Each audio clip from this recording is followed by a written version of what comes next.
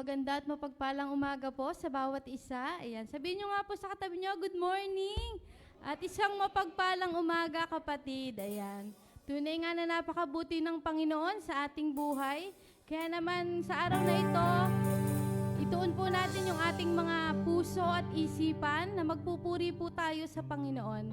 Bago po tayo magsimulang umawit, nais ko po na manalangin po tayo. Ang bawat isa po sa atin ay magkaroon po ng personal na pananalangin sa Panginoon. Yes, sama-sama po tayo mag-pray.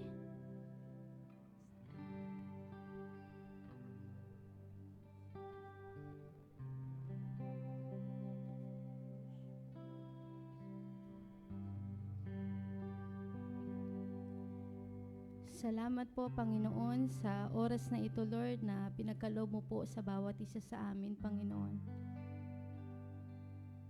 Salamat, Lord, sa isang umaga, bagong pag-asa, Panginoon, na binigay mo po sa bawat isa sa amin. Tunay nga, Lord, na Ikaw ay mabuti, Ikaw ay tapat sa bawat isa, Panginoon. Lord, humihingi po kami ng kapatawaran sa mga maling nagawa namin, sa mga nakaraang araw, Panginoon. Kung kami man po, Lord, ay minasabing mali, may nagawang mali, Lord, sa aming mga kapwa. Sa iyong harapan, Panginoon, humihingi po kami ng kapatawaran, Panginoon. Hinihiling po namin na sa oras na to, Lord, samahan mo kami, Lord. Holy Spirit, come to this place, O Lord. Natunay nga, Lord, na Ikaw lamang po ang aming masamba, ang mapurihan, ang maitaas sa umagang ito, Panginoon. Maraming salamat po, Lord, sa bawat buhay, kalakasan, Panginoon.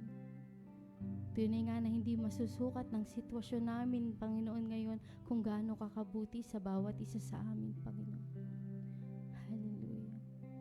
Kaya naman, Lord, tanggapin mo ang aming papuri, ang aming pasasalamat sa umagang ito, Lord. Ikaw lamang ang aming maitaas, Ikaw lang aming mapurihan. Guide us, Lord, today, Panginoon. Hallelujah. Maraming salamat po, Lord, sa iyong kabutihan, sa iyong pag-ibig, Panginoon. Hallelujah. Ikaw lamang po ang maitaas namin sa umagang ito, ang aming mapurihan. Kaya maraming salamat po, Panginoon, sa iyo. Sa iyo po ang lahat ng kapurihan, kapasalamatan, Panginoon, sa umagang ito, sa pangalan ni Jesus. Amen and amen. Ayan. Bago po tayo magsimulang umawit, nais ko po na basahin po natin ang verse na ito. Ayan, sa mga awit 136, 1-2. Ayan, basahin po natin sabay-sabay. Purihin si Yahweh sa kanyang kabutihan. Pag-ibig niya'y tunay, laging tapat kailanman. Pinakadakilang Diyos ng mga Diyos ay pasalamatan. Pag-ibig niya'y tunay, laging tapat kailanman. Talaga naman po ang pag-ibig ng ating Panginoon ay laging tapat kailanman. Kaya nararapat lamang po na siya ay ating purihin, sambahin. Sama-sama po tayong umawit para sa ating Panginoon. Come on, church!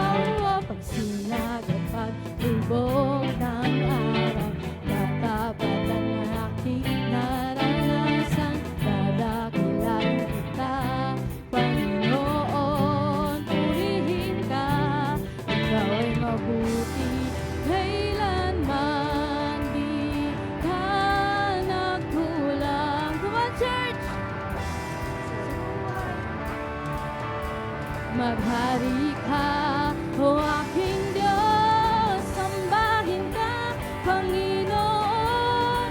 Purihin ka, o Apo Diyos, buong mundo'y magsasabi, si Yahweh tunay, nag-iisang Diyos. Sambahin ka, Panginoon. Purihin ka, o Apo Diyos, buong mundo'y magsasabi, si Yahweh tunay, nag-iisang Diyos. Yes, Lord, tunay na ikaw ay aming sasambahin, Panginoon.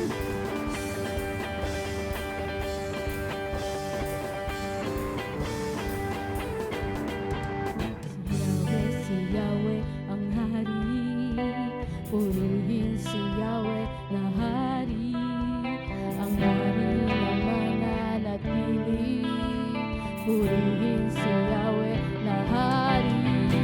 Si Yahweh ang hari. Come on, church! Ang hari na mananatili, purihin si Yahweh na hari. Si Yahweh! Purihin si Yahweh na hari. Ang hari na mananatili, purihin si Yahweh na hari. Sambahin ka, Panginoon. Purihin ka, o Apo Diyos, buong mundo'y magsasabi, si Yahweh tunay, nag-iisang Diyos. Sambahin ka, Panginoon. Purihin ka, o Apo Diyos, buong mundo'y magsasabi, si Yahweh tunay, nag-iisang Diyos. Si Yahweh ang hari. Purihin si Yahweh na hari. Ang hari na mananatili, purihin si Yahweh na hari. Si Yahweh ang hari. Yes, Lord. Ang hari na mananatili, purihin si Yahweh na hari. Sambahin ka, Panginoon. Purihin ka, o Apo Diyos, buong mundo'y magsasabi, si Yahweh tunay, nag-iisang Diyos. Sambahin ka, Panginoon. Purihin ka, o Apo Diyos, buong mundo'y magsasabi, si Yahweh tunay, nag-iisang Diyos. Si Yahweh ang hari. Come on, church! Purihin si Yahweh na hari. Ang hari na mananatili, purihin si Yahweh na hari. Si Yahweh ang hari. Purihin si Yahweh na hari. Ang hari na mananatili, purihin si Yahweh na hari. Sambahin ka, Panginoon. Hallelujah! Dapat kang sambahin, Panginoon.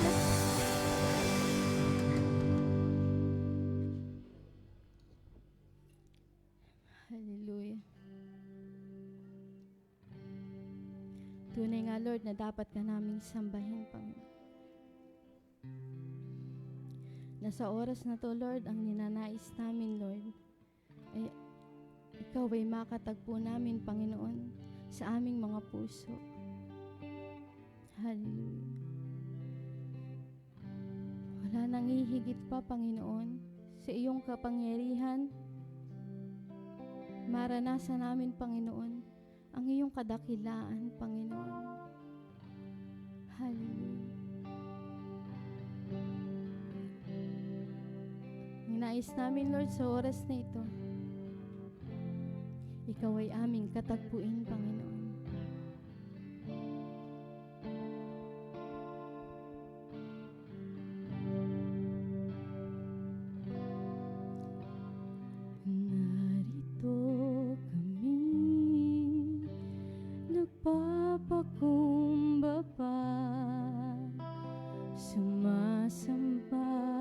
sa iisang Diyos. Hinahanap namin kariktan ng iyong mukha, sumasamo sa iyong pagkilos, at sa himig na hain aming dalangin, kami katakuin. Iparanas mo sa amin ang iyong kapangyarihan. Yes, Lord. Ipumalas mo sa amin ang iyong kalwalhatian, hanggang ang aming kaluluwa'y mapuspos ng lubusan, at sa aming kalagitnaan ay bumaba ang kalangitan. Dakila ang iyong ngalan. Narito kami nagpapakumbaba, sumasamba sa iisang Diyos. Hinahanap namin kariktan ng iyong mukha, sumasamo sa iyong pagkilos, at sa himig na hain aming dalangin, kami katagpuin. Iparanas mo sa amin ang iyong kapangyarihan. Yes, Lord.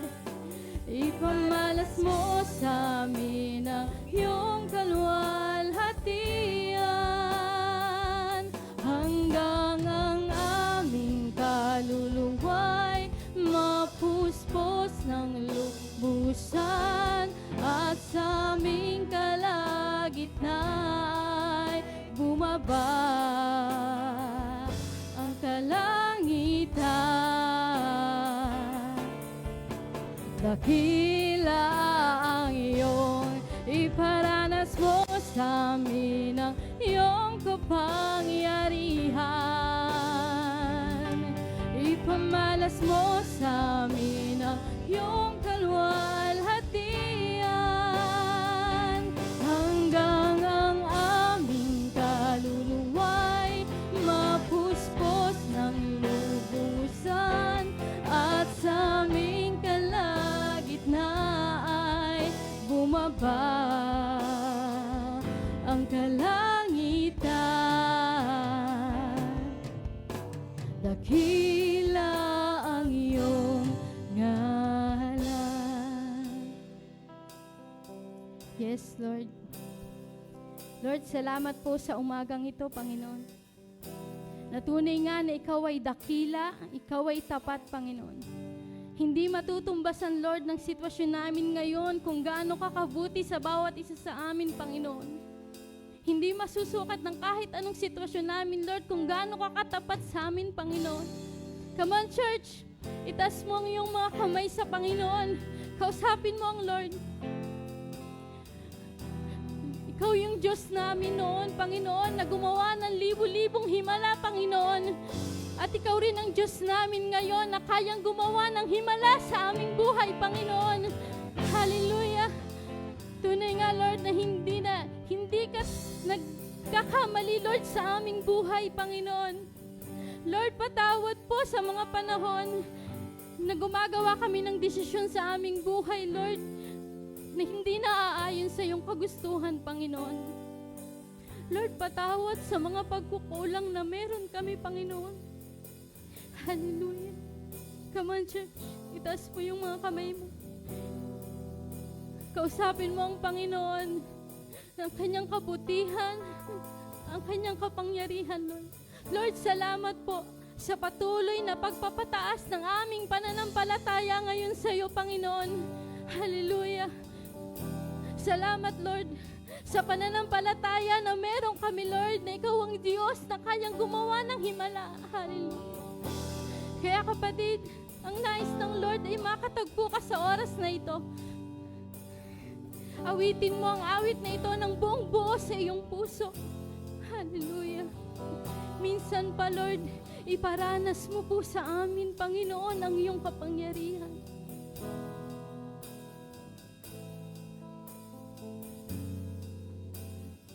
Yes, Lord.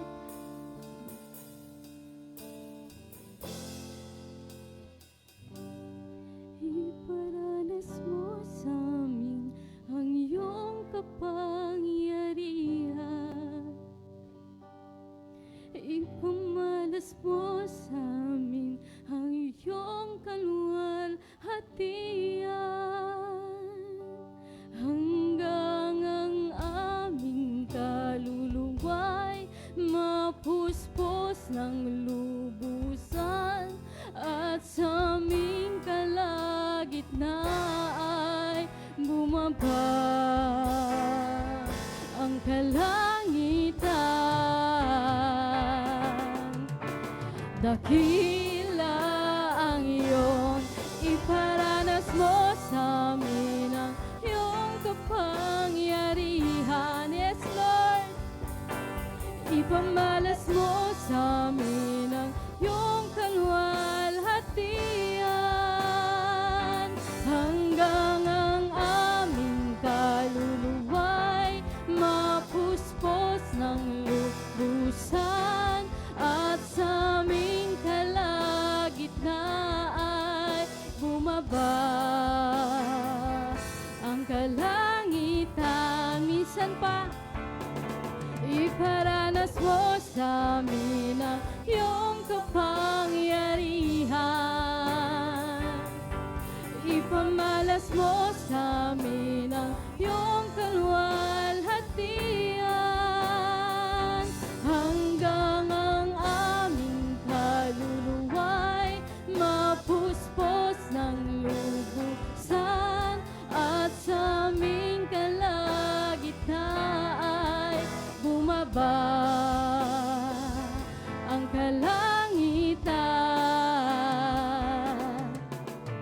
Dakila ang iyong, dakila ang iyong, dakila ang iyong ngalan. Yes, Lord, tunay nga ikaw ay dakila, ikaw ay tapat. Palakpakan po natin ang Panginoon. Hallelujah! Tunay nga ikaw, Lord, ang aming buhay. Salamat po, salamat, Panginoon.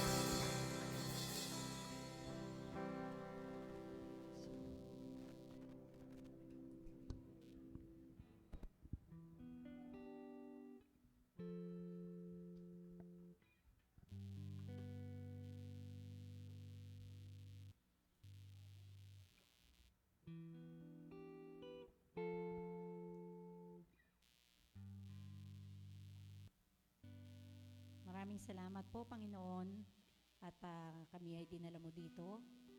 Sa oras na ito ang iyong kalooban na magkasama-sama kami, makinig ng salita mo, magpuri sa iyo, maranasan ka namin, at ipamalas sa amin ang iyong kaluwalhatian. Kaya nagpapasalamat kami, nagpupuri kami sa iyo, Panginoon, dahil itong kalooban mo para sa bawat isa sa amin. Dalangin namin, Panginoon, ang iyong salita ang talagang magkaroon ng kapangyarihan para makilala ka namin at maunawaan namin kung ano ang desire mo para sa mga buhay namin. Maging malinaw sa amin, sa mata namin, sa puso namin, sa isip namin, kung ano ang inilaan mo para sa bawat isa sa amin. Kaya, Lord, hinihingi namin ang malayang pagkilos ng banal na Espiritu na siyang magsasalita at magbibigay ng pangunawa sa amin. Maraming salamat po sa iyong papuri sa pangalan ni Jesus Christ. Amen. Amen. Okay, bago po tayo umupo, mag-hello muna tayo sa ating mga katabi, sa left and sa right, sa likod at sa harap. Ang daming bagong mukha. Praise the Lord. Welcome back sa mga kapatid. Hello po. Ayan, hello din dito sa right side. Thank you so much. Naku, salamat sa Lord. Yan, pwede na po kayo maupo.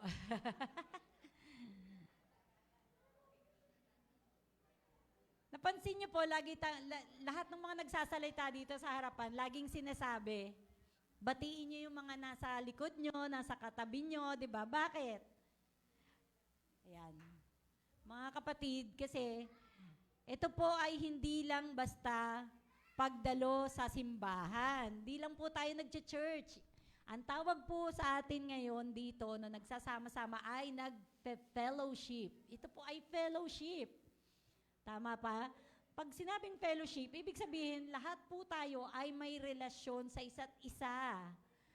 'Di ba? Kaya tayo nagpe-fellowship kasi related tayo sa isa't isa. Tayo ay magkakapatid sa Panginoon. Kaya mahalaga na dapat magkakakilala tayo, familiar tayo sa isa't isa. Tama ba? Ayan. Kaya pagka pina-hello kayo sa katabi nyo, mag-hello kayo, makipag-high five kayo, di ba? Pag nakasalubong niya sa daan at binati kayo, hindi kayo kakamot sa ulo, sino nga yun? Di ba? Kasi ranas ko yan. Okay, so napakaganda ng ating pag-uusapan ngayong umagang ito. Nasa series pa rin po tayo ng God's Mission in the Old Covenant. Part 2 na po ito. Pwede na po nating i-flash yung ano.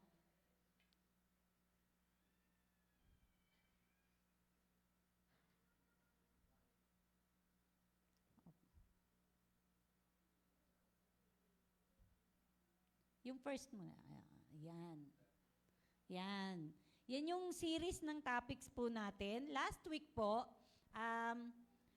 natalakay na ni Sir Matt yung tungkol sa Noahic Covenant. Yun yung pangako ng Diyos kay Noah para sa mga tao. Sa pamamagitan ni Noah, ibinigay ang pangako. Diba? At ngayon naman, ang ating next na topic ay Abrahamic Covenant o yung pangako ng Diyos na ibinigay sa pamamagitan ni Abraham. Ang ating babasahin sa aklat ng Genesis ay chapter 12 hanggang 15. Medyo mahaba to, pero paiikli natin at gagawin nating pinakasimpleng pag-aaral. Okay? Sige, konting review, ano ba ang covenant? Nasabi na to ni Sir Matt last week. Pero para sa mga wala dito at sa mga hindi pakinig last week, ang covenant ay, in short, ay kasunduan o agreement. Yung cutting, mamaya ko ipapaliwanag kung bakit may cutting. Napansin niyo ba sa picture, may mga hati-hating patay na hayop? Medyo animated kasi kaya hindi malinaw, pero yan yon, cutting. In a sense, ang ibig sabihin ng covenant ay cutting. Papaliwanag ko kung bakit. Pero, para mas malinaw, ang ibig sabihin ng covenant, mga kapatid, walang iba kundi kasunduan lamang. Agreement. Or, para sa mga professional, kontrata. Para sa ating mga modern people, kontrata po ito. Gaano kahalaga ang kontrata? Sa mga kinakasal, wala kang panghahawakan papel o any claims kung wala kang contract, 'di ba? Marriage contract, tama 'yan. Sa mga nagbebenta ng mga lupa, wala kang pwedeng habulin kung wala kang hawak na kontrata, tama ba? Sa mga empleyado, sa mga nagtatrabaho, abroad man o dito sa Pilipinas, hindi ka pwedeng makakuha ng kahit na anong benepisyo or wala kang panghahawakan din or habol kung wala kang kontrata. Amen? Kung hindi ka swelduhan, wala kang kontrata, wala kang habol, hindi ka pwede magreklamo. Wala ka namang pirmahang kontrata. So, ang covenant, in short, ay parang kontrata. At syempre, ito po ay ginagawa between two parties. Sa dalawang partido, hindi pwedeng makapagkontrata ka sa sarili mo lang, tapos pipirma ka mag-isa mo. Ito ang aking kontrata sa sarili ko. Hindi yun ganon. Dapat dalawang partido. Nagkakasundo at may iisang purpose at goal. Tama ba? Now, ano yung cutting? Sa custom nila, nung mga panahon nila Abraham, ang mga covenant o ang kontrata ay ginagawa sa pamamagitan ng paghihiwa ng mga sacrificial animals. Mga hayop, hahatiin sa gitna. Tapos anong gagawin? Ilalatag sa ground na opposite to each other. Halimbawa, kung yung cattle ay hiniwa sa gitna, yung kalahati nasa kaliwa, yung kalahati nasa kanan. Ganon ang covenant. Tapos anong gagawin? Halimbawa, kaming dalawa ni Ate Janet ay nagkasundo na bibilin ko yung lupa niya, bebenta niya sa akin yung lupain niya, yung ari-arian niya. So, sige, naghahati kami ng isang kalabaw, isang baka, isang kambing, tapos nilatag namin sa magkabilang gilid namin. Ang gagawin namin, sabay kaming lalakad sa pagitan ng mga patay na hayop na hinati. Habang lumalakad kami doon sa gitna, sinasambit namin yung mga terms ng aming agreement. Ako, si Janet Concepcion, binibenta ko yung ari-arian ko kay May Aribuabo. Ako naman, sasabihin ko din, ako si May Aribuabo, binibili ko ang lupain ni Janet Concepcion. Ganon ang covenant nung unang panahon. Kaya isa sa meaning ng covenant ay cutting. Kasi custom nila yon, maghihiwa sila. That means to cut. Kapag may covenant, that means to cut. 'Di ba? So, pero sa simpleng salita nga, ito ay kasunduan between sa dalawang partido. Pero ngayon, dito sa series of topic natin na God's mission in the Old Covenant, ang covenant, ang word na covenant na pag-uusapan natin o pag-aaralan natin ay hindi sa pagitan ng tao sa tao, kundi sa pagitan ng Diyos at tao, between God and man. Okay, so ang salitang covenant po ay unang lumabas o minention sa Genesis chapter 6 verse 18. At ito yung kay Noah. Sabi ng Diyos, nakita niya na ang kasalanan o ang kasamaan ng tao ay sobra ng sukdulan na. Masyado nang matindi. Sabi niya, lilipulin ko ang lahat ng nilikha ko sa lupain, sa buong lupain, sa pamamagitan ng baha. But Noah found favor in the eyes of God. Kaya, he established his covenant with Noah. At ano yung kontrata niya kay Noah? Hindi ko na kahit kailan gugunawin ng mundo sa pamamagitan ng tubig at ulan. At pinirmahan niya ang kontrata na yon sa pamamagitan ng rainbow. Kaya tayo nakakakita ng rainbow. At yun ang palatandaan ng Diyos na tutuparin niya. Tinupad niya na yon. Simula nung sinabi niya yun kay Noah. At hanggang ngayon, tinutupad niya. Nakikita pa rin natin ang rainbow after the rain. Tama ba? At tutuparin niya pa yun hanggang sa susunod. Hindi niya na kailanman gugunawin ang lahat o lilipulin ang lahat ng nilikha niya. Kaya kahit anong sama ng mga tao ngayon, hindi nililipol ang mga tao kasi pangako niya yun eh. Yun ang kanyang covenant with Noah. And you know what? Ito ang simula ng covenant relationship ng Diyos sa tao. Kasi hindi ka pwedeng makipagkasundo sa kapwa mo o sa isang tao na wala kang relasyon. Nung custom nila, ang mga kasunduan ginagawa sa pagitan ng relatives o kaya kapitbahay. Basta may relasyon sila. Hindi ka pwedeng makipagkasundo sa stranger. Nakakatakot yun. 'Di ba? Kaya nga marami ngayong panahon na i-scam eh. Kasi basta na lang pirma ng kasunduan na hindi naman niya kilala kung sino yung tao, tapos fly by night pala, no? Nawawala na pala, wala palang opisina. nagbigay na kagad ng pera.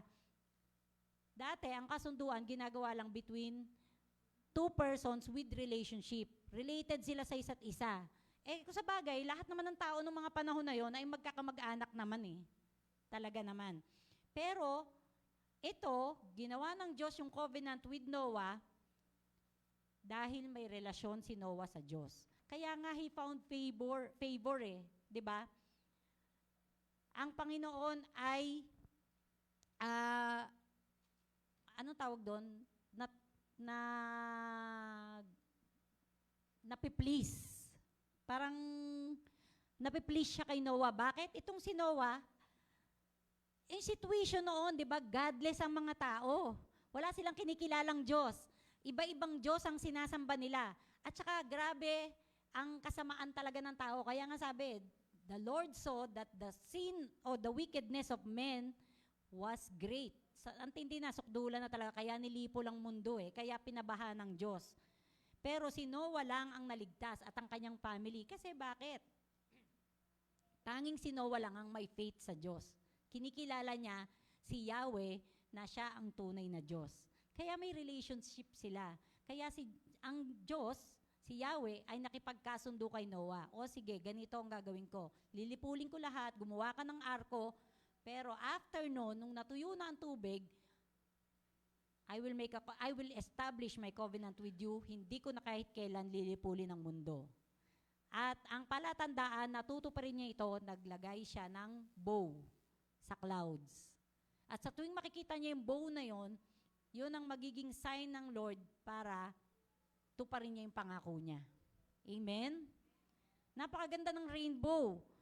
Kaya ito ay pangako ng Diyos sa atin. No? At hindi ito tungkol sa pride. Katulad ng sinabi ni Sir Matt.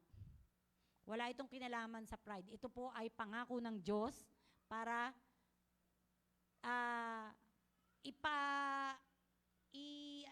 i-assure tayo na hindi niya nalilipuli ng mga tao.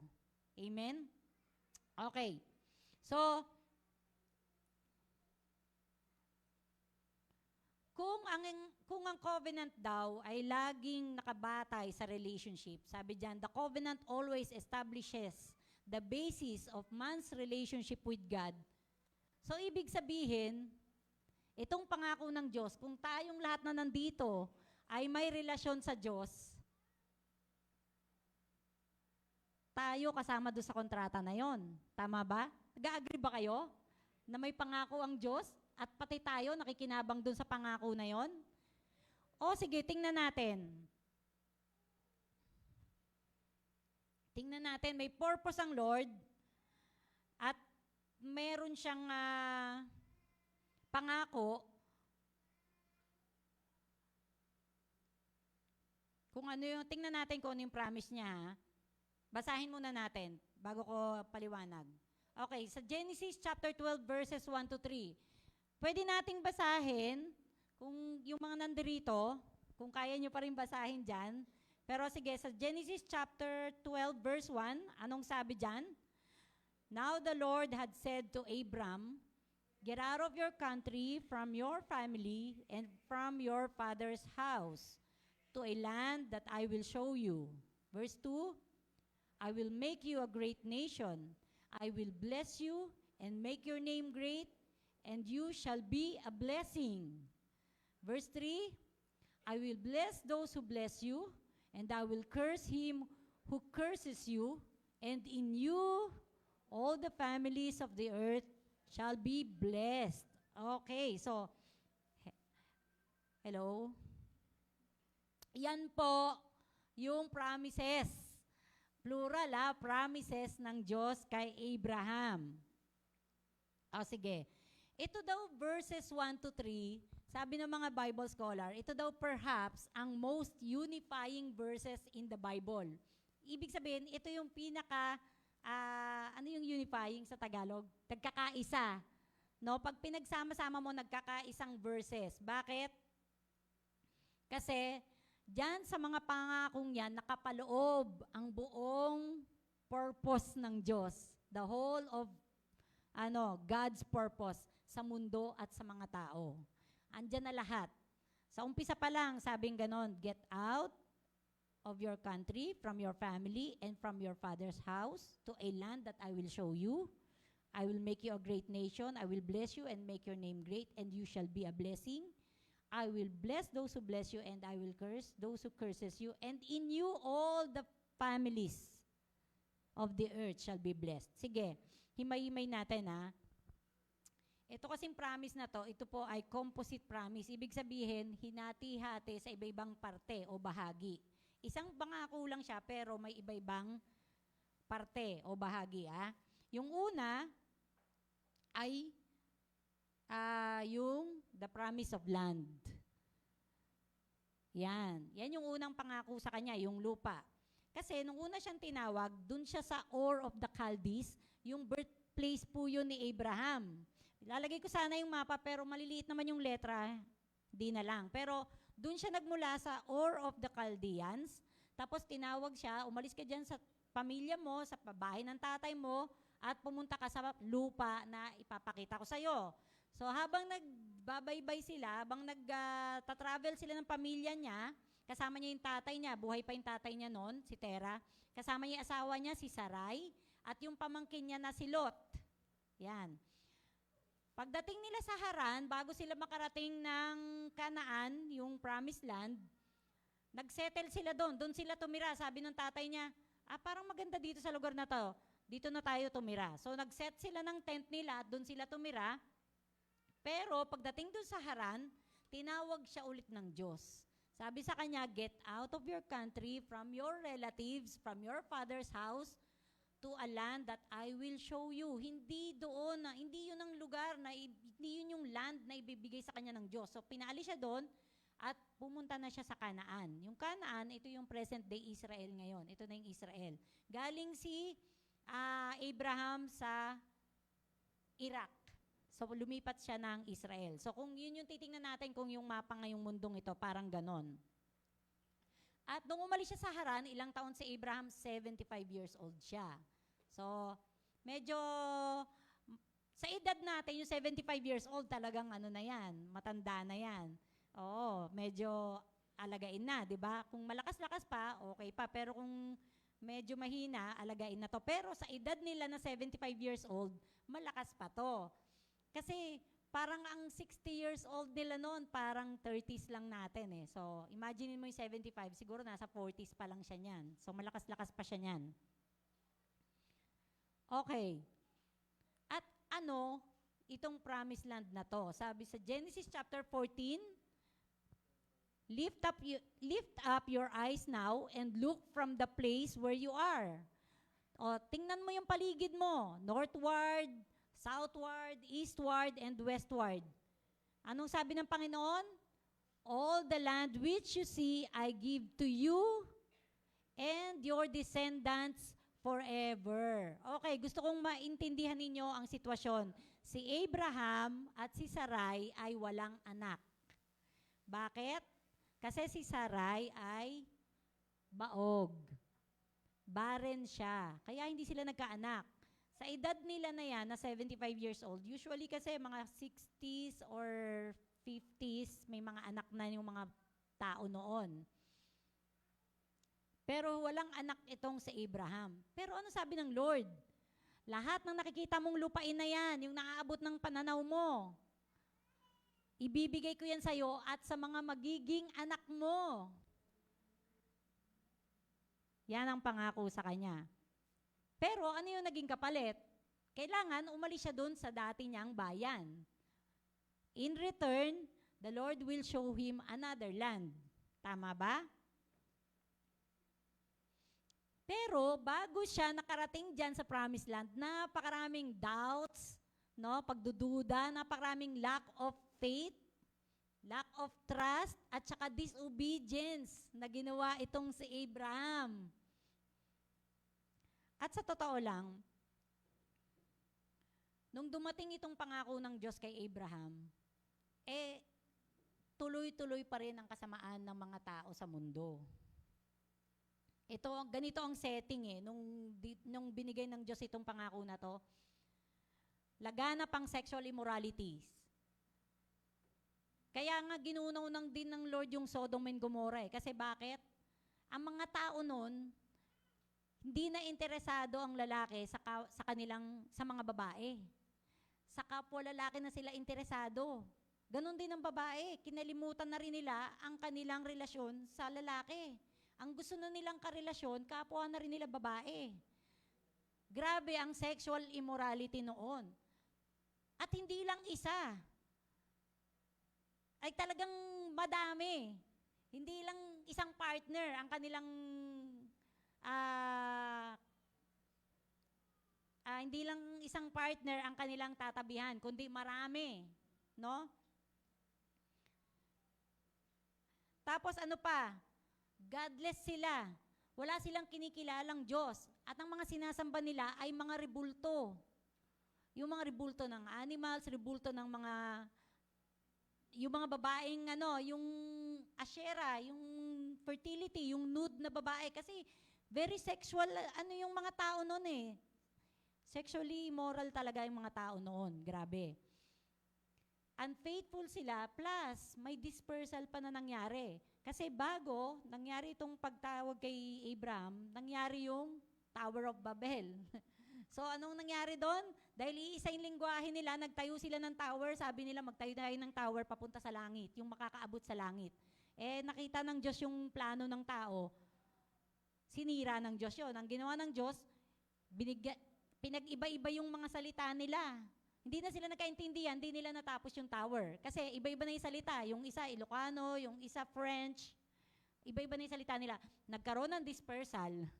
So iba-iba na doon nagkaroon ng iba-ibang nations, iba-ibang lahi. So yun yung kaganapan nung dumating tong pangako ng Diyos kay Abraham. Umalis ka na dyan, bibigyan kita ng bagong land. Tapos doon kita ibe-bless. Amen? Out of the prevailing godlessness, God called one man and his family and promised to bless not only them. Hindi lang sila ang ibe-bless, kundi sa pamamagitan nila, ng pamilya nila, ang pamilya ng buong mundo ay ibe-bless din. Kasama tayo doon. So, kikita ko, ilang family yung nandirito. Wow. 'Di ba? Okay. So, next na promise ng Lord sa Panginoon. The promise of posterity. Ano ba tong posterity? Ibig sabihin yung mga future generations. Pinangakuan siya na may future generations pa kasi all your descendants after you. At ano ang ginawa ng Diyos sa kanya para masabi na talagang gagawin siyang maraming anak, bibigyan siya ng maraming anak? Sabi diyan sa Genesis chapter 5, no longer shall your name be called Abram. Yan kasi ang tunay niyang pangalan, Abram. But your name shall be Abraham. Nagkaroon ng H. Yan, ang kanyang magiging pangalan na ay Abraham na. For I have made you a father of many nations. Siya ang magiging tatay ng maraming bansa, iba-ibang lahi.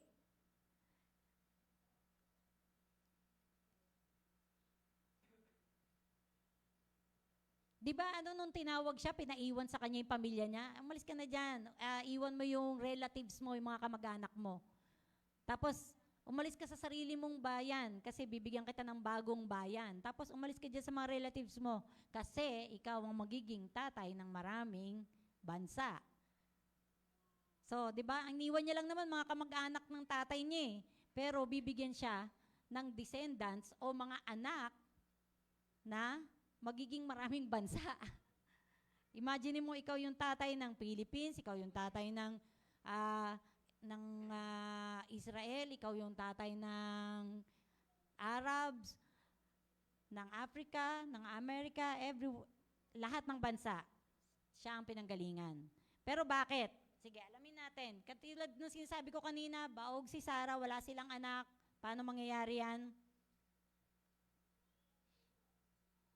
So, dumating yung salita ng Diyos kay Abraham one day. Sabi ng Lord, do not fear, Abraham, for I am your shield and your great or exceeding great reward. Sabi ng Lord, I am thy shield and thy exceeding great reward. Kung sa'yo sinabi ng Lord yon, anong mararamdaman mo? Oh, Chris, huwag kang matakot. Ako ang iyong shield. At ako ang magiging great reward mo. Diba? Siguro yung ngiti mo, wow, Lord. Talaga po. Pero si Abraham, ano mo, kung ano sinagot niya? Sabi niya, oh Lord, ano naman pong saysay nitong reward na ibibigay mo sa akin? Eh, wala pa po akong anak, sabi niya. Si Eliezer, yung aking slave, siya yung magiging tagapagmana ko. Kasi wala nga siyang anak, di ba? Hanggang ngayon kasi hindi mo pa po ako binibigyan ng anak, sabi niya. Kaya isa na lang sa mga slave ko ang gagawin kong tagapagmana. Kaya ano namang halaga ng reward na yan? Kahit ibigay mo sa akin lahat. Sige, ang iniisip lang nito ni Abraham ay material blessing. No, yung reward na ibibigay sa kanya siguro hindi na niya papahalagahan. Bakit? Nang time na to napakayaman na ni Abraham eh. Marami na siyang cattle, sa totoo lang. Nag-aaway na nga sila ni Lot eh. Naghiwalay na nga sila kasi hindi na magkasya yung kanilang mga ari-arian doon sa isang lugar. Kailangan si Lot lumipat na ng ibang bayan. So, ganun na sila kayaman. No? Kumbaga, sa sitwasyon natin ngayon, oh, itong bayan ng Dasmariñas, puro condominium ko na to, puro restaurant ko na to. Lipat ka na sa silang, doon ka magtayo ng mga ano mo, ng Starbucks mo. 'Di ba? Doon ka magtayo ng mall mo. Sabi niya kay Lot. So, parang ganon ang nangyari sa kanila. So, sabi ni Abraham, ano pang halaga niyang mga reward mo sa akin, Lord? Wala naman akong anak. Kanino ko bibigay lahat tong mga condominium ko? Walang pagpapamanahan ito. Pero nung sabi ng Lord, kay Abraham, sabi niya sa Genesis chapter 15, verse 4 and 5, and behold, the word of the Lord came to him, saying, this one shall not be your heir. Hindi yung slave mo ang magiging tagapagmana mo. But one who will come from your own body shall be your heir. Ibig sabihin, posterity niya talaga. Galing sa sarili niyang katawan, sa semilya niya. Tama? Then he brought him outside and said, look now toward heaven and count the stars if you are able to number them. Parang ganito ang sitwasyon. Dinala niya si Abraham sa labas ng tent niya. Halika, lumabas ka. O, tingnan mo yung langit. Bilangin mo yung stars. Siguro sinubukan ni Abraham. Na-imagine niyo ba yon? Nasubukan niyo na ba magbilang ng stars? Sino nakasubok nun? Tinatry ko yon pag nagwo-walk ako eh. Pag nagwo-walk kami ni Chef sa gabi, katingala ko, ang daming stars. Tapos, sinusubukan kong bilangin. Tapos, ang nabibilang ko lang, yung nakikita lang ng mata ko. Yung mga nandun sa kabilang street, di ko naman nabilang eh. Wala naman ako doon sa street na yun eh. Nandun lang ako sa street namin eh. Pero siguro sinubukan ni Abraham, 1, 2, 3, 4. Hanggang siguro sa sumuko na siya, hindi niya kaya. Nag-give up na siya. Hindi niya pala kayang bilangin. The idea of God here is ipakita kay Abraham na yung magiging anak mo ay hindi mo kayang bilangin. Innumerable. May mga scientists na nag-try na bilangin ang stars, ha? Pero, ang kaya lang nilang bilangin yung abot lang ng camera nila kasi marami pang stars na nasa taas pa na hindi naabot ng camera nila. Itong mga dust of the earth, sands of the sea, stars of the sky, ang ginawang sukatan ng Diyos ng magiging anak ni Abraham. Kasi, ang gusto niyang ipakita kay Abraham, ang magiging anak mo ay hindi mo mabibilang sa dami. Innumerable. So shall your descendants be. Ganon ang magiging lahi mo, kadami. Di mo kayang bilangin. Ano nga ulit ang kalagayan ni Abraham?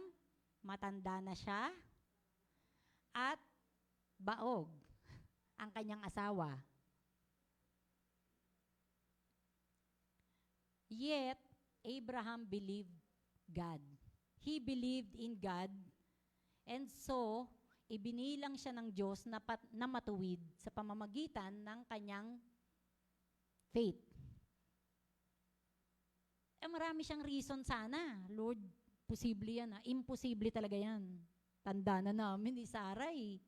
Tapos, barren pa siya, no? Baog pa siya.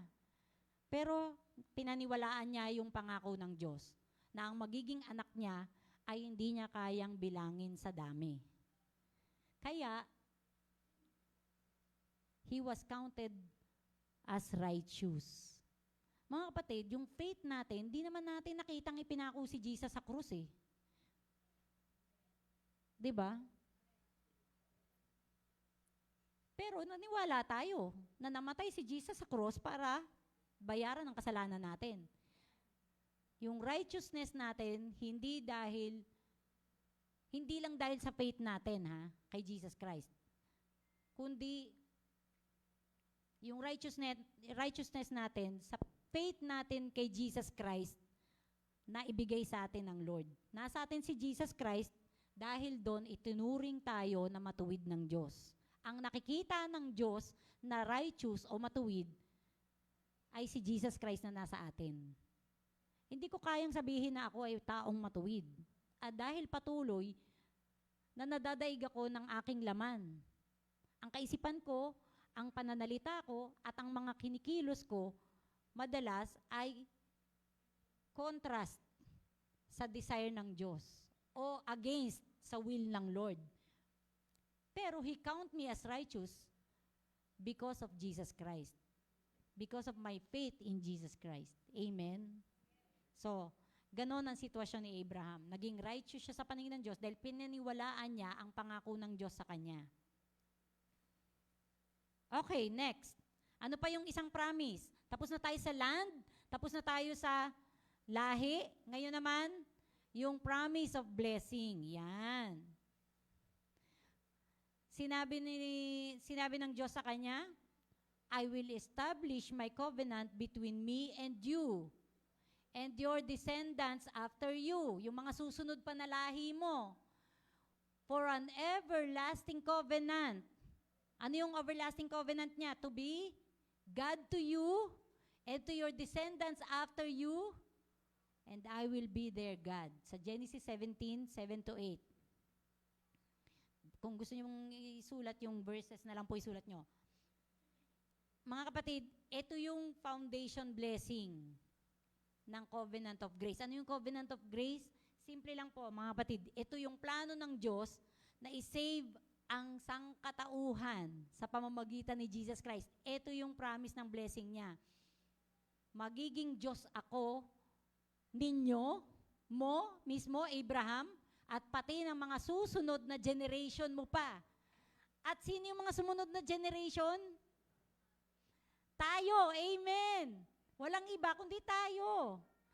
Magiging Diyos ang Diyos sa atin hanggang sa mga anak pa nating maliliit na bata na yan. Amen? Yan ang blessing ng Diyos. Sabi niya, di ba, sa verse 3, I will bless you and I will make you a blessing. I will bless those who will bless you. I will curse those who will curse you. And in you, all the families of the earth shall be blessed. Through your seed, all the families of the earth shall be blessed. Mga kapatid, yung seed na yon singular. Isa lang. At sino yung seed na yon na pinanggalingan ni Abraham? Si Jesus Christ. Walang iba kundi si Jesus Christ. Na minana nating lahat. Amen. Kaya huwag niyong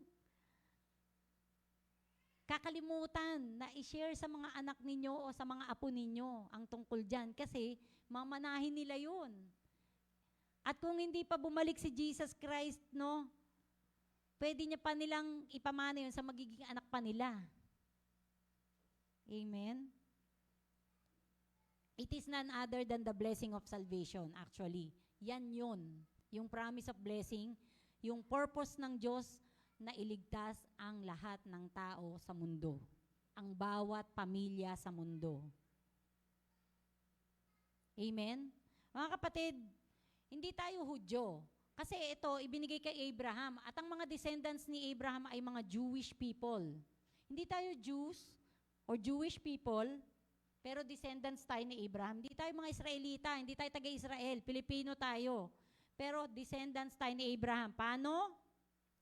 Sabi ni Paul sa Galatians, imagine mo hanggang sa New Testament, sinasabi nila, binabanggit nila tong pangako ng Diyos kay Abraham. Sabi niya, dahil kayo nga ay na kay Kristo na, sabi ni Paul sa Galatians, chapter 3, verse 29 po ito kabilang na kayo sa lahi ni Abraham. Sabing ganon. At mga tagapagmana na ng ipinangako ng Diyos. Amen? Kabilang tayo sa lahi ni Abraham at tagapagmana ng lahat ng pangako na yan. The promise of land, the promise of posterity, the promise of blessing. Dahil kay Jesus Christ. Na kay Kristo na tayo, kaya descendants tayo ni Abraham. Ang tawag po sa atin, mga spiritual descendants of Abraham. 'Di ba?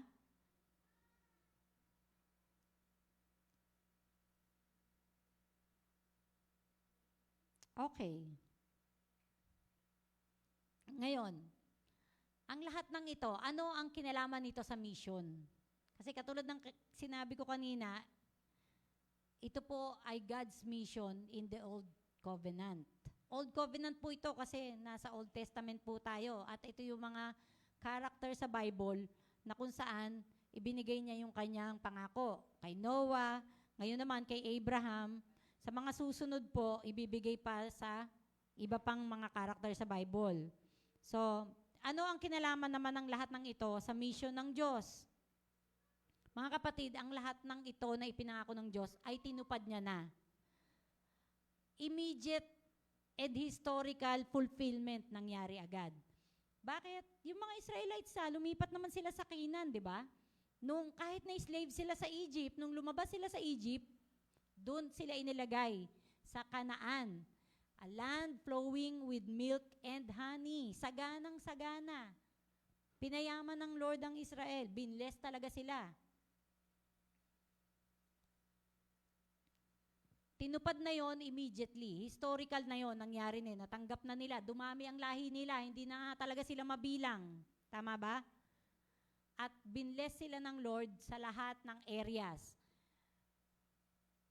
ng buhay nila. Up to this present time, tinutupad ng Diyos ang kanyang mga pangako sa atin na mga nabubuhay ngayon. Amen? Amen. Yung land, hindi tayo nakatira sa Israel. Pero ano yung land na sinasabi dito? It refers to rest. Yung binigyan sila ng lupain na pwede nilang tirahan, tayo, nararanasan natin yung rest na yan. Sa pamamagitan ni Jesus Christ. Tama ba? We have this rest na every time kahit na napakarami nating pinagdadaan ng challenges, tests, matitinding problema at pagsubok sa buhay, when we come to God, when we come to Jesus Christ, we find rest. Kaya sinabi ni Jesus, kayo na mga napapagal, na mga napapagod, lumapit kayo sa akin at bibigyan ko kayo ng kapahingahan. Ang ganda-ganda ng pangako ng Diyos sa atin, nararanasan natin ngayon, tinutupad sa atin ngayon ng Diyos yun. Amen.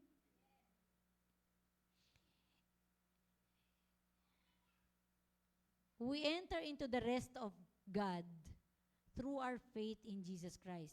And yung blessing ng salvation na natanggap natin, tinatamasa natin ngayon. Ini-enjoy natin yan. Mga kapatid, enjoyin natin yung rest na binigay sa atin. Ino-offer yun ng Lord sa atin. Nakakapagod ang buhay na to, sa totoo lang. Wala tayong kapayapaan dito sa mundong ito. Kung ngayon okay tayo, magugulat ka na lang may biglang darating na hindi ka na biglang magiging okay.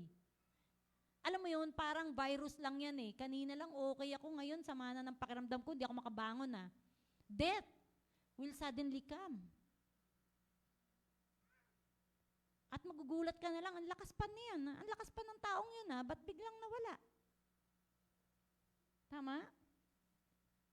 Kanina lang okay naman kaming mag-asawa, bakit bigla na lang kaming nagkaaway? Bigla na lang kaming hindi nagkaintindihan. Laging may conflict, hindi mawawala ang conflict. But we enter into the rest na kay Jesus Christ through our faith. Yung blessing of salvation na natanggap natin. Yung relationship natin kay Jesus Christ, tinatamasa natin ngayon. And, hindi pa tapos ang Diyos. Kasi tuto pa rin niya pa to, may ultimate fulfillment pa to when He comes back. Itong land, posterity, and blessing na to, mangyayari in the new heaven and the new earth. Millennial na yan, pag bumalik na si Jesus Christ. At dadating si Jesus Christ, mga kapatid, babalik siya. At titipunin niya tayo. Amen?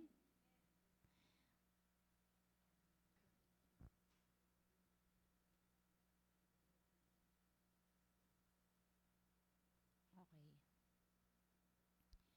Sabi diyan, God has promised to bless all the families of the earth through Abraham's seed and was fulfilled in the Messiah. Mga kapatid, ang blessing na to ay hindi lang para sa kay Abraham at sa kanyang family. Hindi rin para sa mga Jewish people lang.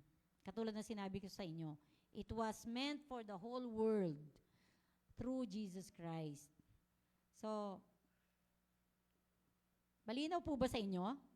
Alam niyo po ba, ang first gospel kung kailan na-preach? Hindi po ng mga apostol niya, hindi po si Paul, hindi po si Peter, hindi po sila, hindi po yung mga apostol ni Jesus Christ ang unang nag-preach ng gospel, kundi ang Diyos mismo ang nag-preach ng first gospel kay Abraham. Tingnan nyo, si Paul mismo ang nagsabi nito, nasa Galatians chapter 3, verse 8 and 9. Sabi diyan, and the scripture, foreseeing that God would justify the Gentiles by faith, preached the gospel to Abraham beforehand, saying, in you all the nations shall be blessed. So then those who are of faith are blessed along with Abraham. Yan ang unang gospel na na-preach kay Abraham. Ang Diyos mismo ang nag-preach sa kanya ng gospel. Kasi nakita na ng Diyos, alam na ng Diyos na hindi lang ang mga Jewish o ang mga Israelites ang maliligtas o ang ituturing na anak, kundi ang mga Gentiles. Sino yung mga Gentiles? Lahat ng hindi Israelita. So, kung hindi ka Israelita, Gentile ka. May Israelita ba dito? May Israelite ba dito? Taas nga ang kamay. Wala tayo, Gentiles. Pero sabi diyan, nakita na ng Diyos na mapapawalang sala ang mga Gentiles. Ang hindi Israelita, ipapawalang sala sa pamamagitan ng seed ni Abraham. At yon ay walang iba kundi si Jesus Christ. All the nations shall be blessed. Damay tayo, mga kapatid. Napansin niyo ba paulit-ulit ako? Bakit? Ito yung mahalaga. May value ito. Ito yung baunin ninyo na tayo ay tagapagmana ng pangako na to, ng covenant na to, na para kay Abraham. Pinadaan lang naman actually kay Abraham eh. In fact, hindi nga nakita ni Abraham yung lahi niya na to eh. Kasi, ang nakita niya lang, anak lang. Si Isaac lang. Pero hindi niya na nakita yung lahi ni Ishmael, yung lahi ni Isaac, ni Jacob. Hindi niya na nakita yon. Hanggang sa atin. Amen? In short, itong covenant na to, itong kontrata na to, binding and effective until up to this minute. At hanggang sa future generations pa, mga kapatid, hanggang hindi pa bumabalik si Jesus.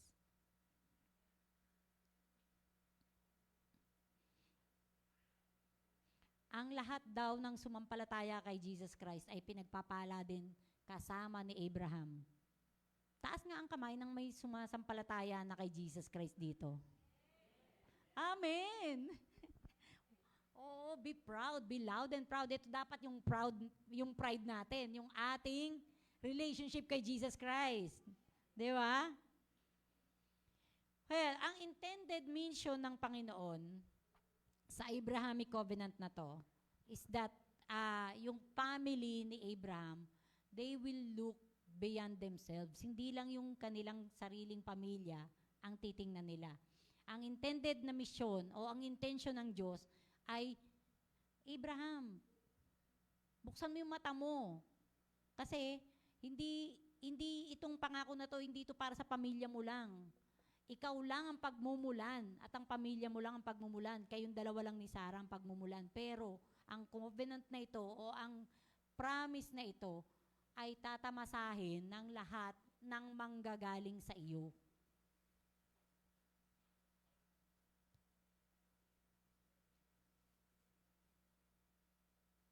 Tayo mga kapatid, tinatamasa natin yung blessing na yan. Yung blessing of salvation. Tama ba? Through Jesus Christ. Pero what about the others? The people around us, the families na nakapaligid sa atin. Mga kapatid, ang pinakamagandang testimony natin, buhay natin, pamilya natin. Ang makikita ng mga tao na sa paligid natin, yung buhay natin, yung pamilya na natin na kay Kristo. Na binibless ni Jesus Christ, na binibless ng Diyos. Na yung family na to, binbless to ng Lord.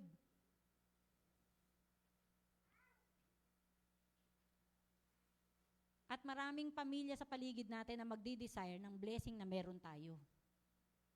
Amen?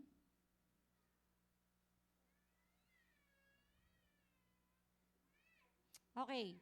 Gaano ka-importante na sa bawat kasunduan ay may kontrata? Sige, magtatanong ako. Ito. Si Totoy na lang. Ito, si Totoy. Yan. 'Di ba? Ito, seaman kasi to si Toy. Toy, bago ka sumakay, may kontrata nang binibigay sa'yo. Kapag wala, hindi ka pwedeng sumakay. So, ganun ka-importante yon para sa isang seaman. Si Chris, ganun din sa'yo? Yes, amen. Kasi sa asawa ko, seaman din dati yan. Dati may kontrata na siya. Pag uwi niya, dala niya na yata yung kontrata niya. Kaso, yung visa niya, na-delay. Na-delay ng 1 month. So, yung kontrata niya, parang hindi na pasok dun sa dapat na alis niya. Ang nangyari, dahil na-delay yung visa niya, yung kontrata niya na yon hindi na effective. Kumbaga, hindi niya na pwedeng gamitin. Kasi hindi siya nakasakay nung araw dapat na sasakay siya. So, dahil na-delay yung visa niya, ang ginawa niya, nag-request siya ng bagong kontrata. Ganoon kahalaga ang kontrata. Hindi siya makakasakay ng barko, si Chris o si Totoy, kung wala yung kontrata nila. Tama ba? Ganon din sa lahat tayo. Ang mga bahay na pag-aari natin, kahit sa mga umuupa meron na rin kontrata, tama ba? Bago ka umupa, meron na kayong kontrata pipirmahan. O na every year magtataas ako. Pipirmahan mo yon. Agree ka. O bawal, lahat ng masisira mo, papagawa mo bago ka umalis. Yung mga ganon, kontrata, pirmahan. At kasunduan niyo yun. Mga kapatid, gusto kong ipaunawa sa inyo na itong covenant ng Diyos na to, kontrata niya ito sa atin. Pero unilateral. Ano ang ibig sabihin pag sinabing unilateral?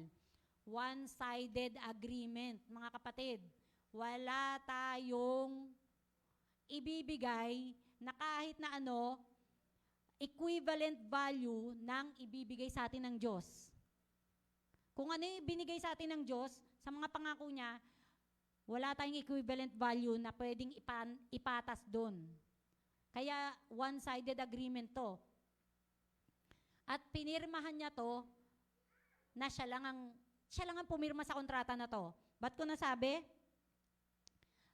Nung naghati si Abraham sa chapter 15, sabi niya, Lord, paano ko malalaman kung ito ay mangyayari sa akin? Na lahat ng sinabi mo na to, marireceive ko. Sabi ng Diyos, sige, magdala ka ng 3 taon na heifer, magdala ka ng 3 taon na goat, na magdala ka ng 3 taon na lamb, tapos turtle doves at saka isang bird pa, turtle dove tsaka pigeon. Dahil alam na ni Abraham ang custom no, na ang covenant para mag-take effect, kailangan hatiin yung animals. Kaya kanina ang ibig sabihin ng animal is cutting. Tama ba? Hinati niya yung mga animals, yung 3 years old na heifer, tapos 3 years old na goat, tapos 3 years old na lamb, pero yung mga birds hindi niya hinati, pero tig-isa, kabilang side. Pero hindi sila lumakad sa pagitan. Hindi naman physical yung Diyos spirit ang Diyos paano silang lalakad? Kinakausap lang siya ng Diyos. Kung ano yung gagawin niya, kung ano yung sinasabi ng Diyos, sinasabi lang sa kanya. So, alam niyo kung anong ginawa ng Diyos? Pinadaan ng Diyos yung burning torch at saka smoking oven. Ito yung mga bahagi na Bible na mahirap, difficult verses kung tawagin. Mahirap ipaliwanag. May dumaan na nakikita ni Abraham na smoking oven at saka burning torch sa pagitan ng hayop.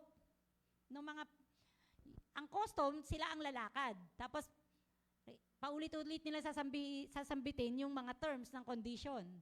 O, ako, ang Diyos, pinapangako ko sa iyo, Abraham, na ikaw ay magmamana ng lupa, dadami ang anak mo, di ba? Pero hindi yun nangyari. Hindi sila lumakad. Ang pinadaan ng Diyos, smoking oven. Di ko alam kung ano itsura ng oven na yun. Imagine niyo kung La Germania ba yun o ewan ko kung anong oven yun.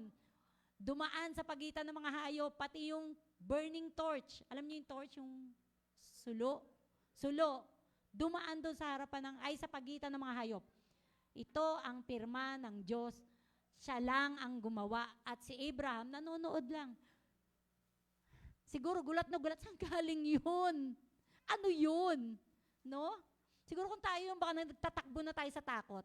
Pero, ito ang unilateral covenant ng Diyos. Mag-isa lang siya na pumirma, pinanood lang ni Abraham, pero natanggap ni Abraham. Amen? Ang covenant na ito, kahit kailan, hindi magpe-fail. Because it was an everlasting covenant. Jesus Christ is everlasting God. He is the everlasting God. He is the eternal life Himself. Diba? At siya yung seed na ipinangako sa kanya, na sa pamamagitan ng seed na manggagaling sa'yo, ibibless ko ang buong pamilya, ang lahat ng pamilya sa buong mundo. He is the everlasting covenant of God to us, to each one of us, to every families. Amen? On that day, the Lord made a covenant with Abraham. Kaya yung picture dyan, may cross na nakapako si Jesus Christ. Kasi, tapos ang katapat niya yung mga animals na patay. Kasi yan yung shadow. Yan yung shadow ng mangyayari para matupad yung pangako ng Diyos na yan. Yung mga hayop na yan na pinatay, 3 years old lahat yan eh. 3, number 3. Third day, nung muling nabuhay si Jesus Christ. 3 years ang ministry ni Jesus Christ. Symbolic lahat. Lahat yun, foreshadowing. Anino lang lahat ng nangyari sa Old Testament, mga kapatid, nang mangyayari sa New Testament. Kaya, pag tayo nagbabasa ng Bible, wag natin i-skip ang Old Testament. Nakakatamad talagang basahin ang Old Testament. Pero, kasi bakit? Mahirap intindihin eh. Pero napakahalaga ng Old Testament. Kasi, lahat ng sinabi sa Old Testament natupad sa New Testament. Lahat ng nasa Old Testament ay anino ng mangyayari sa New Testament. Kapag binasa nyo na yung New Testament, tapos nagbasa kayo ng Old Testament, doon nyo maiisip, ay, oo nga no, kaya pala sinabi sa ganito, sa Hebrews, sinabi sa Acts, doon pala yun kinuha sa Old Testament. Lahat ng pinangako ng Diyos kay Abraham, kay Noah, ay shadow ng mga tutuparin niya sa atin ngayon. Amen? Salamat sa Panginoon. Palakpakan naman natin ang Lord. Tayo tayong lahat. Tayo po tayong lahat.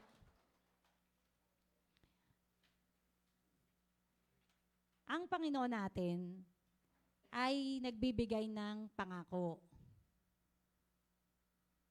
Pero ang pangako na binibigay niya, mga kapatid, ay hindi nakabatay sa atin. Hindi batay. Ang pagtupad niya ng pangako binigay niya, hindi batay sa kung ano ang ating performance. Kung gaano tayo ka-faithful, kung gaano tayo ka-obedient. Napakahalaga maging obedient, napakahalaga maging faithful sa ating Panginoon. Ang gusto ng Diyos, maniwala tayo, yung 100% wholehearted na faith.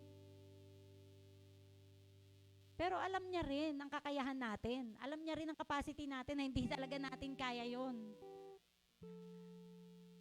In fact, itong si Abraham at saka si Sarai, bagamat nagbigay na ng pangako ang Diyos, hindi pa rin sila, at kahit naniwala sa Abraham, pero yung action niya, hindi umaakma dun sa kanyang faith. Bakit? Hindi nila inantay na dumating si Isaac, yung kanyang anak. Inunahan niya. Ano ang ginawa nila? Sabi ni Sarah, go into my slave para magkaroon ka na ng anak. Binigay niya yung slave niya si Hagar at nabuntis yung kanyang slave at naging anak niya si Ishmael. Bago dumating si Isaac yung pangakong anak niya. Tinulungan pa rin nila ang Lord na i-fulfill yung promise. Di ba ganun din naman tayo? Makaka-receive tayo ng promise from the Lord, pero hindi natin kayang intayin. Ano ginagawa natin? Tinutulungan natin ng Diyos. Sa thinking natin, na para matupad to, kailangan may gawin akong parte. Gumawa ng covenant ang Diyos kay Noah, kay Abraham, pero ang Lord lang ang pumipirma, wala namang kapartisipasyon si Noah at saka si Abraham. Nung nilagay ng Lord ang rainbow, wala namang kakayahan si Noah na ilagay yung rainbow dun sa ulap eh. Nung binigyan ng lahi si Abraham, wala namang kakayahan si Abraham at si Sarah, baog nga eh. Pero nagkaroon sila ng maraming anak, lahi, maraming nations.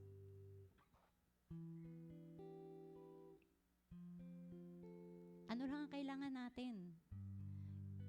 Pagtiwalaan lang natin, panghawakan lang natin, hintayin lang natin na mangyari sa atin ang pangako ng Diyos.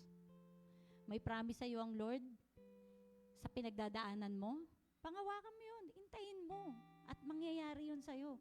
Huwag mo siyang tulungan, hayaan mo siyang gumawa.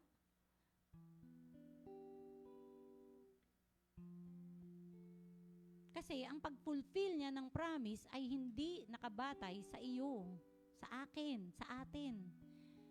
Batay yun sa kung sino siya. He is a faithful and just God. Makatarungan siya, tapat siya, hindi siya nagbabago ng isip. Kung ano yung sinabi niya, gagawin niya, kung ano yung pinangako niya, tutuparin niya, hindi siya kagaya ng tao na nagbabago ng isip. Ngayon pa lang, pasalamatan mo na ang Lord. Papurihan mo ang Panginoon. Kasi meron siyang plano para sa buhay mo na kahit wala kang gawin, tutuparin niya yon. At ang plano niya lagi,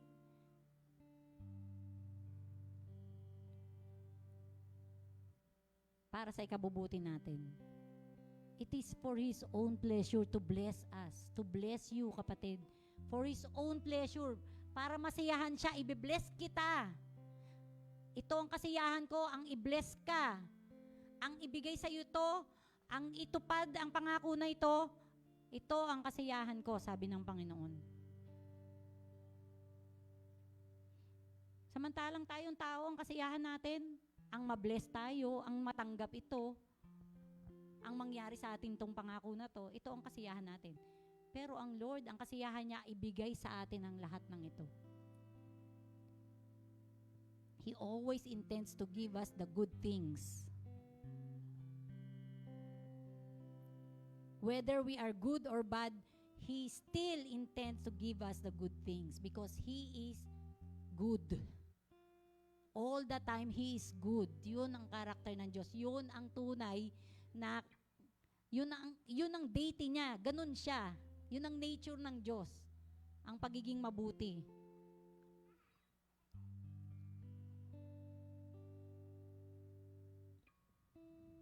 Manalangin po tayo. Lord,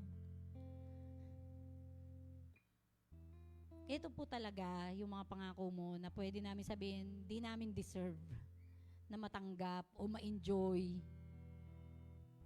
Pero Lord, sa paningin mo, deserve namin to. Sa mata mo, yes, we deserve this. Kaya nga binigay mo to, Lord eh. Kasi mahal mo kami.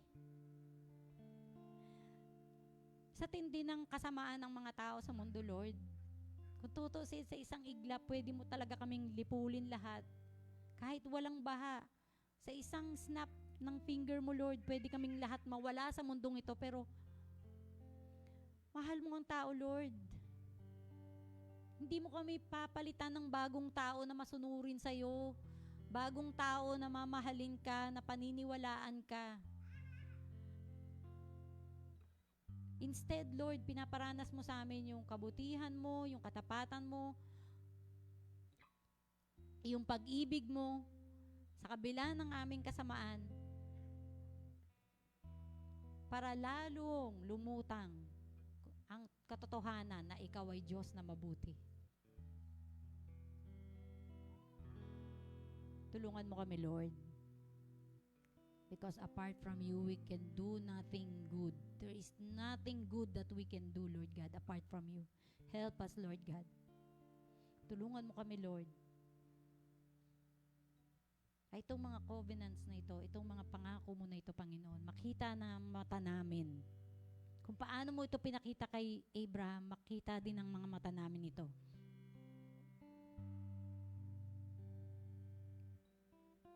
Turuan mo kami na mag-intay patiently, faithfully, obediently, Panginoon. Salamat sa gift mo ng salvation. Salamat sa gift mo. Si Jesus Christ, ibinigay mo sa amin. At siya yung naging covenant of grace mo para sa amin. He was the ultimate blessing, Lord God, for all of us. And thank you, Lord God, na na-receive namin iyon. Kaya kami nakakapasok sa land kung saan nakakapagpahinga kami, Panginoon. Sa piling mo, may kapahingahan po kami. May kapayapaan kami. We are so blessed, Lord God, to know you and to have you in our lives, Lord God. Sana, Lord, hindi lang namin yun makita, kundi habang na-enjoy namin yun, Lord, nare-realize namin, Lord God, na ito yung intended mo, na yung intention mo para sa bawat isa sa amin, ang i-bless kami, Lord God. Hindi yung mga material na bagay, kundi yung buhay namin na nasa iyo. Yung pangako mo na tinutupad mo sa mga buhay namin, sa mga anak namin, sa mga pamilya namin, Lord God.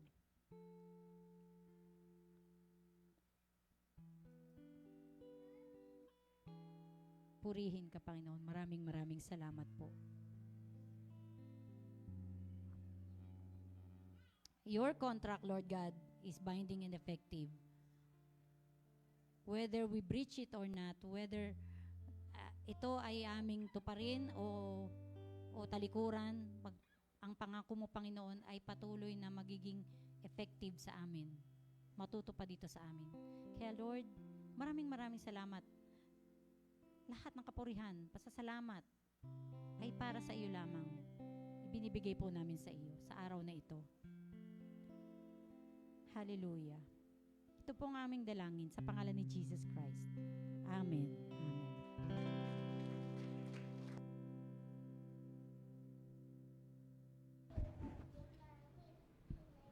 Ayan po, dadako na po tayo sa ating giving po, ang pagbibigay natin sa Panginoon nang may masaya po ang ating puso. Ayan, magbigay po tayo sa Lord na masaya po ang ating puso at habang nagbibigay po, sabayan niyo po kami sa ating pagkanta.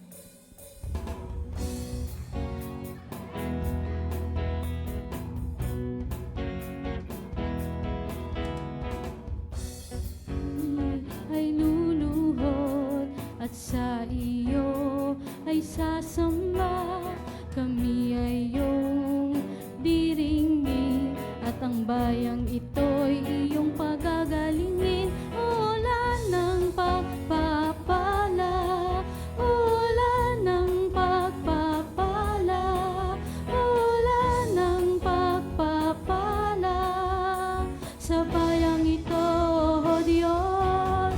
Ulan ng pagpapala, ulan ng pagpapala, ulan ng pagpapala sa bayang ito, O Diyos, O Diyos.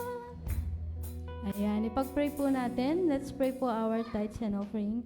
Panginoon, salamat po sa mga tithes and offering po na ito, Lord, sa mga nagbigay, Lord. Ikaw po, Lord, ang magbalik sa kanila, siksik-liglig at umaapaw, Panginoon. Ang kanilang mga trabaho, Panginoon, mga business, Panginoon. Ikaw po, Lord, ang magpala at patuloy na mag-bless sa bawat isa. Maraming salamat po, Panginoon, sa iyo ang lahat ng kapurihan sa pangalan ni Jesus. Amen and amen. Ayan, para po sa ating announcement, tithes and offering po can be sent through and BPI account, Metrobank, GCash. Ang ating pong worship service, every Sundays po yan at 9:30 a.m. At para naman po sa ating prayer intercession, tuwing Saturday po yan at 9 a.m. Please like, comment, share, and subscribe po sa ating YouTube channel, Facebook page, sa atin pong Instagram, Spotify, and TikTok. Ayan, TSG po, ayan, kaligtasan lesson right after the service po. Ayan.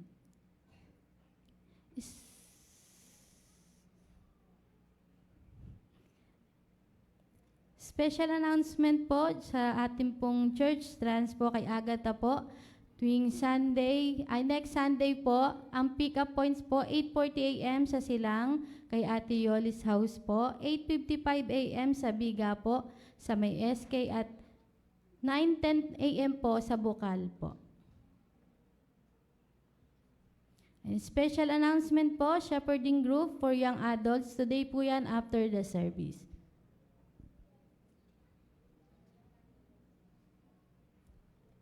Okay na po. Sige po, tayo pong lahat ay tumayo at mag-close po tayo sa panalangin ngayong araw. Isama po natin sa panalangin, kung napansin niyo po, wala po si Pastor Joash at ang kanyang family dahil may sakit po si Pastor Joash kahapon at mukhang nagtuloy hanggang ngayon kasi nung nag-chat siya sa akin, sabi niya susubukan niyang pumunta pero siguro talagang masama-masama yung pakiramdam niya. So sabay-sabay po, pag-pray natin yung mga may sakit. I mean, ibig sabihin hindi lang si Pastor, I'm sure sina Ate Annie, yung mga iba pang mga may sakit, sabay-sabay natin.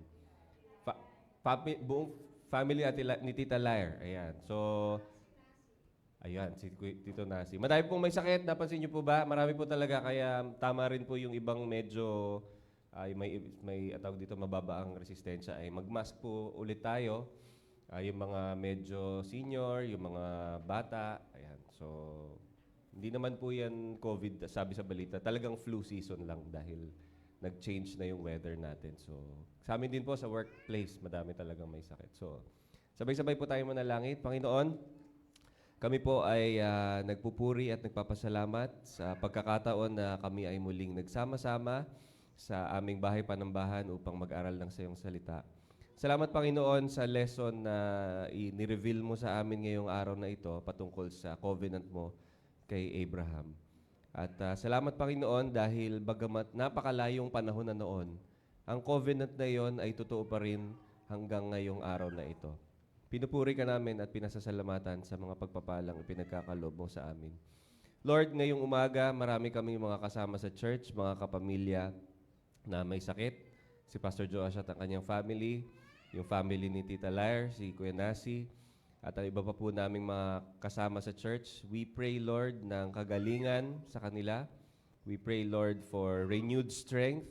Ibalik mo, Lord, yung kanilang kalakasan at pagpalain mo sila, Panginoon, at makarecover sila sa kanila pong karamdaman. Gayon din yung mga kasama namin dito sa church na matagal nang may sakit at nagpapagaling, kagaya ni na Ate Annie, ni na Nanay Waning. Kayo po, Panginoon, ang mag-bless sa kanilang mga buhay. At maging doon sa mga family nila na nag-aalaga sa kanila. Pagpalain mo po sila. Kayo ang pagpatuloy na magbigay sa kanila ng provisions, ng mga panggasto sa kanilang mga medicines, sa kanilang mga pagkain. Kayo, Lord, ang mag-bless sa kanila. Bigyan nyo rin sila, Lord, ng kalakasan, yung mga nag-aalaga sa kanilang mga may sakit. And Lord, pinupuri ka namin at pinasasalamatan sa isang buong linggong dumaan last week. Ito man ay may pagpapala, ito man ay mga may pagsubok. Lahat ng ito ay pinagpapasalamat namin sa iyo at walang humahad lang sa aming pagpupuri sa iyo anuman ang aming sitwasyon, Panginoon. At ngayong darating na linggo, sa isang buong linggong darating, simula bukas sa araw ng Lunes, mula sa aming paggising, pagbalik namin sa aming mga trabaho, pagbalik namin sa aming mga negosyo, pagbalik ng mga bata, yung mga babalik sa school, yung mga magsa-start ng pasukan, maging yung mga magulang o yung mga individuals na may ginagawa sa bahay, mga household chores, mga negosyo. Lord, lahat ng ito, tinataas namin at binabalik sa iyo. Nawa, Panginoon, sa bawat pagkilos namin, sa bawat salitang lalabas sa aming bibig, sa bawat mga actions, decisions namin gagawin, we pray, Father, na palagi mo kaming gabayan at bigyan ng blessings, bigyan ng pagpapala, Panginoon. Ikaw, Panginoon, ang magbigay sa amin ng wisdom sa mga pagdidesisyonan namin sa mga darating na araw, sa mga darating na linggo. Salamat, Panginoon. At itong church na ito, Lord, pinagpapasalamat namin na meron kaming church, meron kaming spiritual family, kung saan kami, Lord, ay nakakapagsama-sama, nakakapag-fellowship, nakakapag-encourage sa bawat isa. Salamat, Panginoon, dahil sa church na ito, pinaparanas mo ang iyong pag-ibig sa bawat isa at ganun din na ipaparanas namin sa iba yung blessings na iyo pong ine-extend sa amin. We pray, Father, na ikaw ang mangunguna sa buhay ng bawat isa sa church na ito. Especially, Panginoon, hindi namin kinalilimutan ang aming pangarap, ang aming panalangin na mabuo matapos makonstruct yung aming church doon sa Pulong Saging. We pray, Lord, na ikaw ang magpo-provide ng financial resources upang mabubungan ang aming church, malagyan ng sahig, and eventually, Lord, unti-unti ay makalipat kami doon sa aming church doon sa Pulong Saging. Maraming salamat, Lord, dahil ikaw ang nagbigay ng lupa na titirikan ng church. Ikaw ang nagbigay ng financial resources para masimulang itayo. At alam namin, Panginoon, at kami ay nagtitiwala at nagpupuri sa iyo dahil alam namin, Panginoon, na ikaw ang Diyos na nagsimula at ikaw ang Diyos na magtatapos nito, Panginoon. At sa ipo namin pinagkakatiwala ang lahat. Ingatan mo po kami, Lord, sa aming pansamantalang pag-uwi, sa pansamantalang pag-iwahiwalay at sa aming pag-uwi sa aming mga tahanan. Ikaw, Lord, ang manguna at mag-bless about isa. Maraming salamat, Lord. We lift up everything to you. In Jesus' name we pray. Amen and amen. Amen. Bago po tayo umuwi at mag-iwahiwalay, sama-sama po ulit tayong umawit para sa ating Panginoon.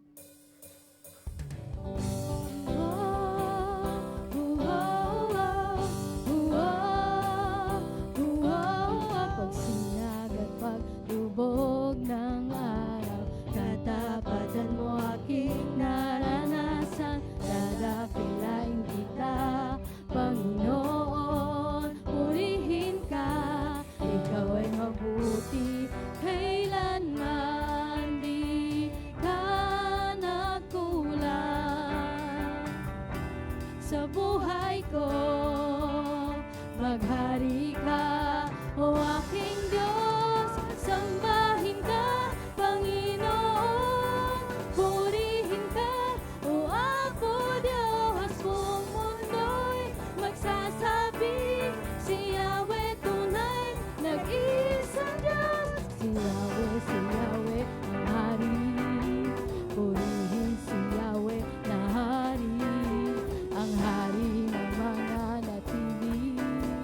purihin si Yahweh na hari.